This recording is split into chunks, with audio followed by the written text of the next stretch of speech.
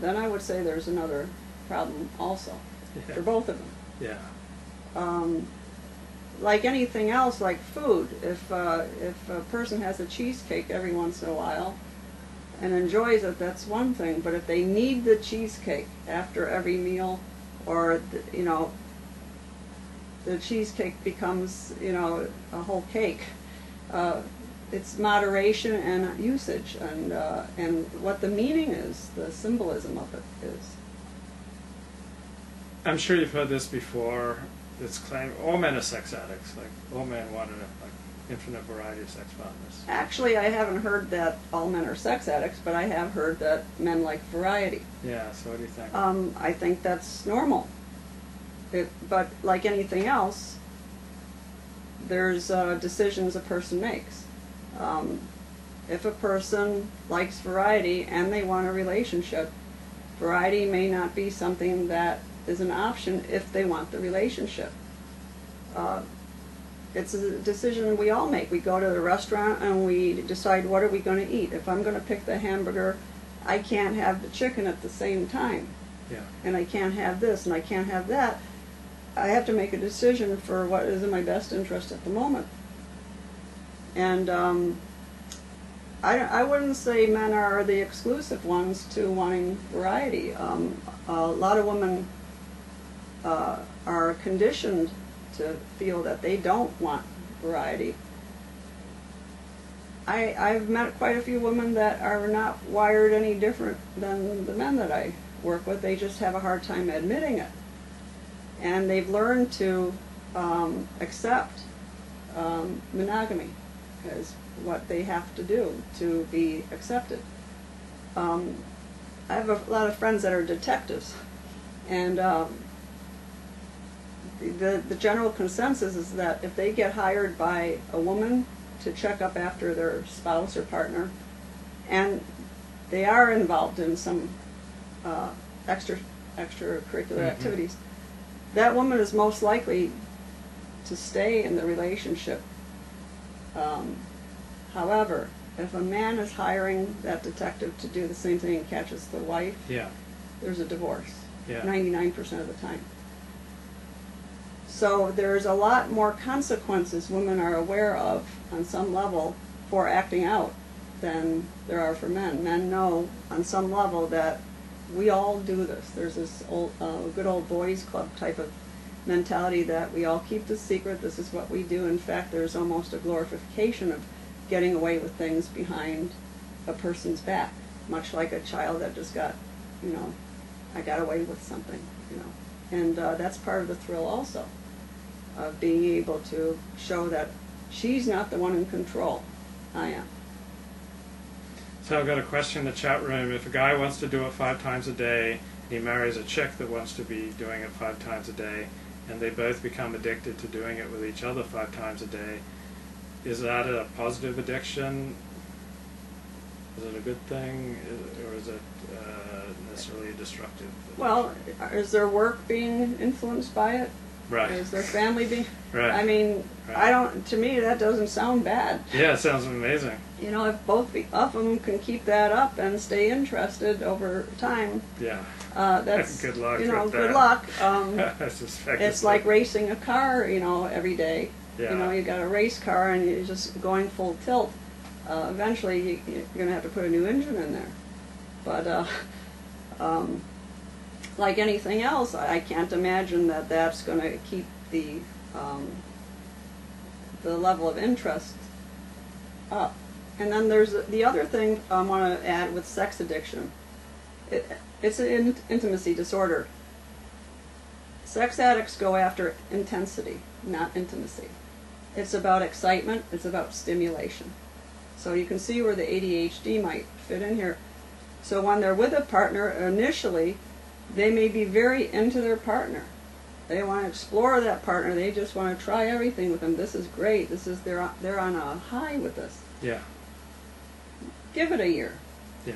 That partner is still the same partner. In fact, the partner might have some demands and complaints and expectations now that a fantasy partner doesn't have. Yeah. Well, that's a killjoy for our sex addict, and since intensity and excitement are about what they like, they're not going to be that interested in that partner anymore because it doesn't provide that excitement. And unfortunately, that sex addict starts feeling what they're avoiding all along is this sense of restlessness, irritability, and emptiness. So what are they going to do? They're going to look for the variety to get that excitement back, instead of risking what real intimacy is, which is very frightening for most sex addicts. That itself is exciting, but very difficult. Tell me about the course of a successful treatment in sex addiction. How might it roll out? Oh, that's varied too. I mean, it depends on the motivation of a client, depends on how many years. You know, I've had clients that have been acting out since they were teenagers and now they're in their late 50s. And, you know, you're talking about, you know, how much is ingrained into personality, how much trauma a person has experienced. So a successful situation is that the patient wants to continue therapy and is getting something out of it, whatever that is. The successful course is their goals are being met, and their goals may change. They may think that they want something at the beginning of therapy and realize, I didn't want that at all. That's not really who I am. This is what I really want. And so to help define even what it is that they want in their life. I think those are important things to consider in terms of what's successful. I can't define what's successful for another person. When did you first hear the term sex addiction? Actually, when I interviewed for my internship, I was looking for work that paid, which is hard to find in an internship, and found a clinic that specialized in sex addiction, and I thought it was a joke. Yeah. And it wasn't a joke, and they were quite serious about what they were doing, and I started learning about it, and realizing that I knew a lot more about it than I thought I did, and had a better grasp of why certain people I knew in my life did what they did, and I would say in my own family that was a situation that was going on, but I didn't have a name or a label for it, and it always left me confused. And so I'm pretty grateful that I did walk into that situation and learned a lot from it, and that's how I got involved with it. I have a question in the chat room about PSAS, persistent sexual arousal syndrome. Is this a real thing that some women suffer from, or is this just a male fantasy? I've never even heard of it. Okay. You mean nymphomania? Or, I guess. PSA, I thought that was a company that sold